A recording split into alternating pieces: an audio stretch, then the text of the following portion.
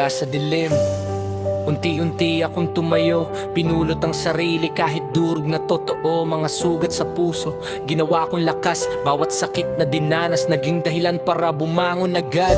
Hindi na ako katulad ng dati, mas matibay na ngayon, mas handa sa bawat sandali. Mga pagkatalo ko, hindi naging hadlang, kundi naging tulay para mas lalo akong lumaban. Kahit ilang beses pa akong nadapa, hindi na ako matatakot, bumangon pa. Kasi alam ko sa bawat bagsak na dinanas, mas lumalakas ako sa laban ng bukas.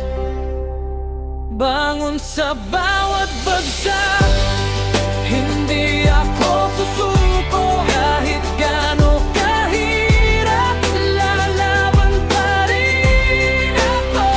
Sa bawat luha, may lakas na kasunod. Sa biyahe ng buhay, tuloy lang ang pag-abot.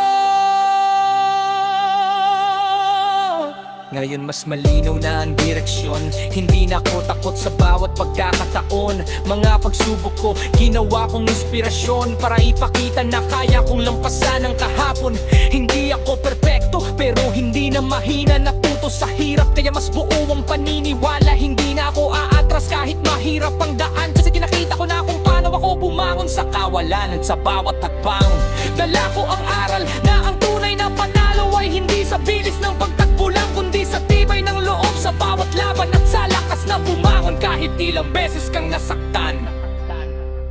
Bangon sa bawat bagsak, hindi ako susuko. Kahit gaano kahirap, lalaban pa rin ako. Sa bawat luha, may lakas na kasunod. Sa biyahe ng buhay, tuloy lang ang pag-abot.